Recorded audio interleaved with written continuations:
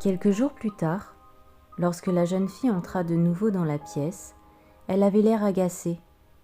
Alors la muse lui demanda ce qui lui arrivait de tragique pour qu'elle soit si en colère. La jeune fille venait de se faire gronder, car elle avait mangé, trop tard selon sa mère, des gâteaux sablés à la confiture de framboise que la cuisinière avait concoctés le jour même. La muse lui a alors demandé si ces gâteaux valaient la peine de se faire disputer, et étaient-ils aussi bons qu'elle ne pouvait attendre le lendemain ? Bien sûr, lui répondit sans réflexion aucune la jeune fille. Alors de là, la muse eut une idée et lui raconta l'histoire de la jeune fille au beignet.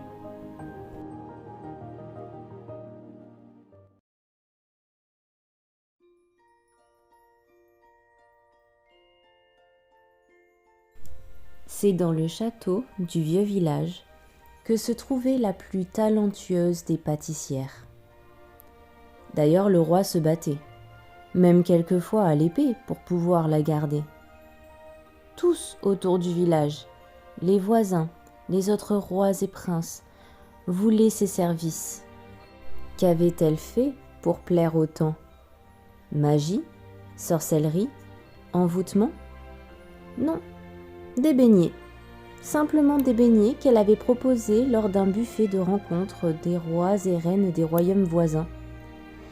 Il y en avait des dizaines, des plateaux entiers de beignets à la cannelle, aux fruits des bois, à la pomme écrasée, à la cardamome.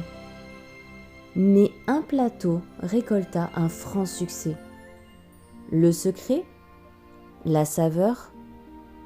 La jeune pâtissière le garde encore bien au chaud et le révélera à celle qui la remplacera. Cela a suscité beaucoup de questions pour certains et beaucoup d'essais avec beaucoup d'ingrédients. Ce qui rendait cette pâtisserie aussi riche, c'était son goût, que tous n'arrivaient pas à en trouver l'ingrédient. Une sentait la menthe et lui rappelait l'odeur de son grand-père lorsqu'il habitait encore avec eux. Un autre sentait le gingembre allié à de la noix de muscade et lui rappelait son voyage en terre inconnue. Puis un autre, la rose, lui rappelant sa demande en mariage. Vous l'aurez bien compris, cette jeune pâtissière avait mis un ingrédient spécial dans ses beignets qui donnait un goût au papy à tous ceux qui en mangeaient, complètement différent. Et ces goûts, ils étaient tous uniques pour chacun car il avait le pouvoir de raviver des souvenirs oubliés d'autrefois. Tout le monde la questionnait, des cuisiniers, des pâtissiers, même ceux qu'elle formait. Mais aucun ne connut le secret. Et c'est quelques années plus tard, dans un état déplorable, qu'elle cessa de pâtisser des beignets, et le monde cessa petit à petit de parler d'elle. Sauf cette jeune Souillon aux cheveux bruns tombant sur ses épaules.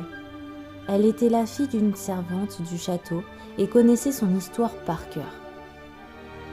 Un jour, lorsqu'elle entra dans la chambre de la pâtissière, celle-ci utilisa ses derniers mots pour lui révéler son secret.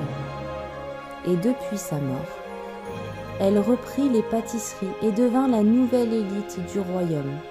Et l'histoire est terminée. Mais, ce n'est pas possible, dit la jeune fille, qui resta bête. Elle dit à la muse qu'il manquait une fin à son histoire et qu'elle aimerait bien connaître son secret. Patience, lui dit la muse, patience. Tu n'es pas obligé de tout savoir de suite. Tu as le temps. Et les plaisirs durent plus longtemps comme ça.